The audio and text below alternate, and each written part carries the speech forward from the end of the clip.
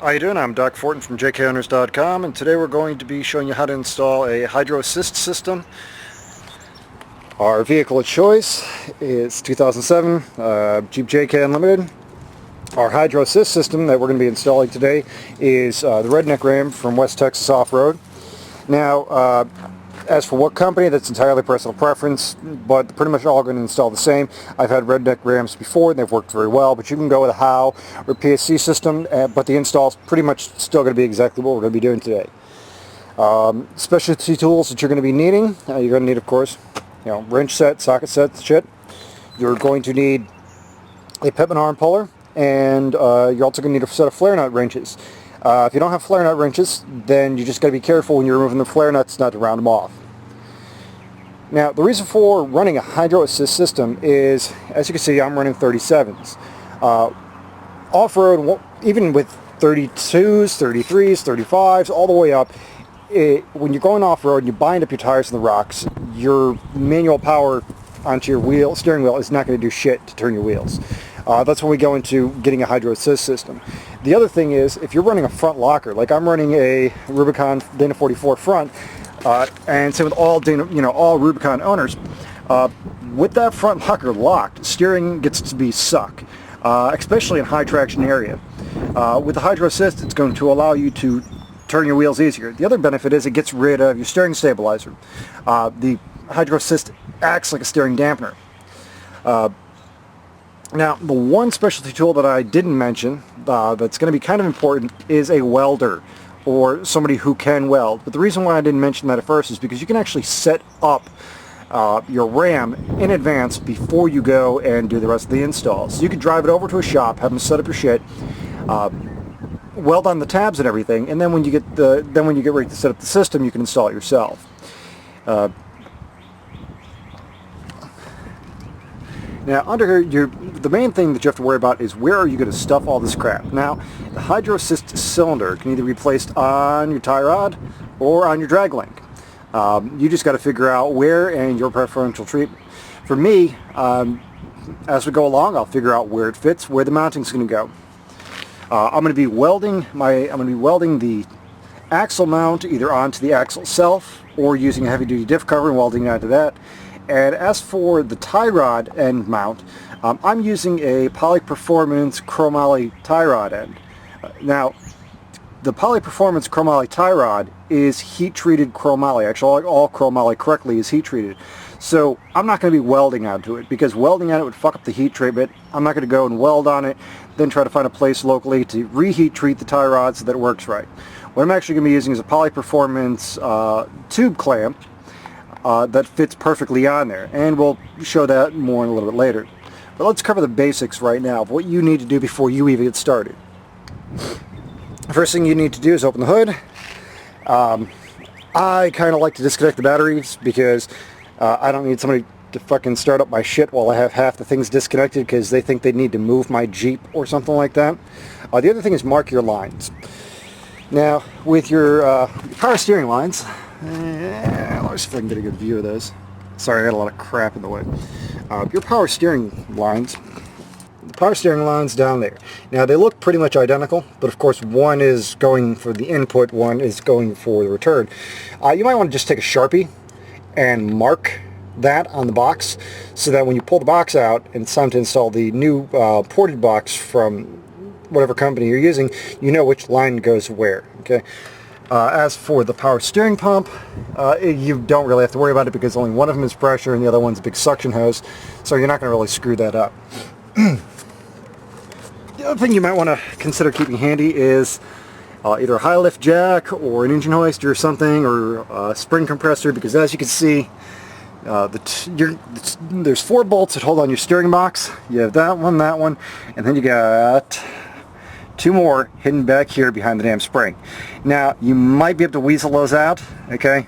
Or your coil spring might be in the way. But you might want to keep a jack handy just so that you can flex out the suspension and be able to squeeze a socket and an extension through there. Now, okay. Now over here we have your Redneck Ram modified steering box. Over here, you have your inputs and outputs for your normal power steering.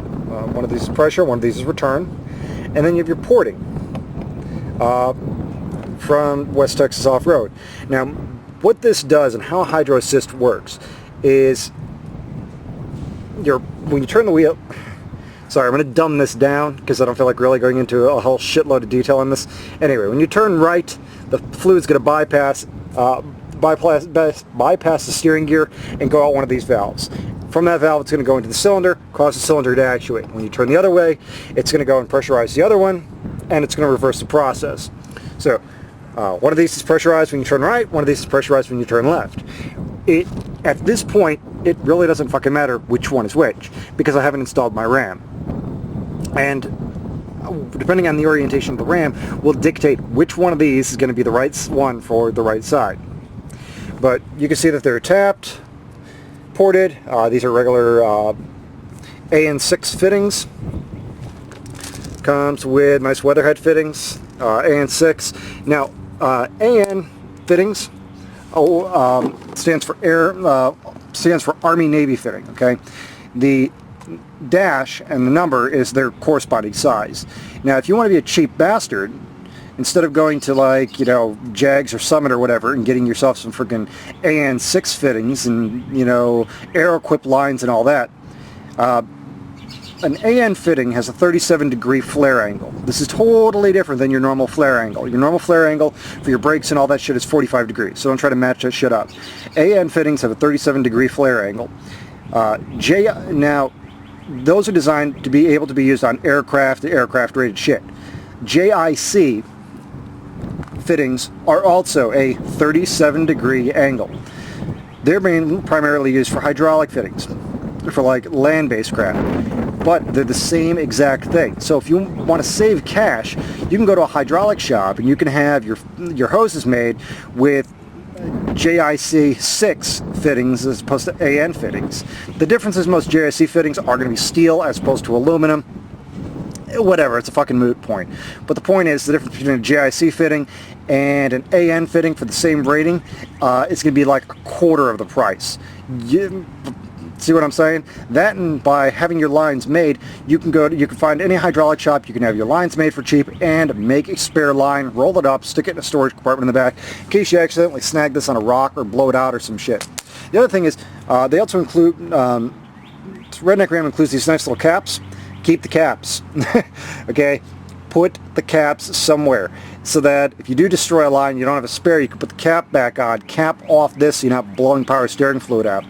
Also, these are tapped, JSEAN fittings with a normal pipe tap threaded in.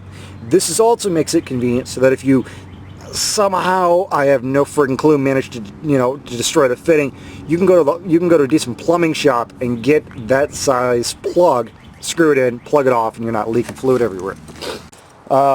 Next step, you want to make sure your steering wheel is perfectly straight. As you know, with our Jeeps, we have the wonderful joy of the CAN bus system, and there's also a clock spring inside your steering column that's going to record your steering angle. Now, luckily for me, I'm running friggin' an Aeroforce interceptor gauge. That'll tell, that one of the program frequencies in there is, it'll tell me what my steering angle is. So I'm able to put my steering angle at 0.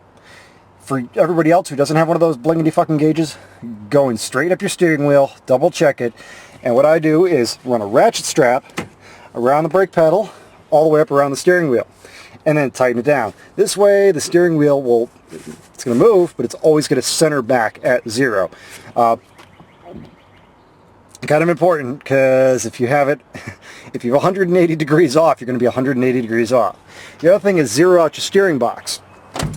That's real simple. You go over and you grab the input shaft with, you know, like a pair of pliers, and you rotate it all the way one way, and then you rotate it all the way back, and you count how many rotations.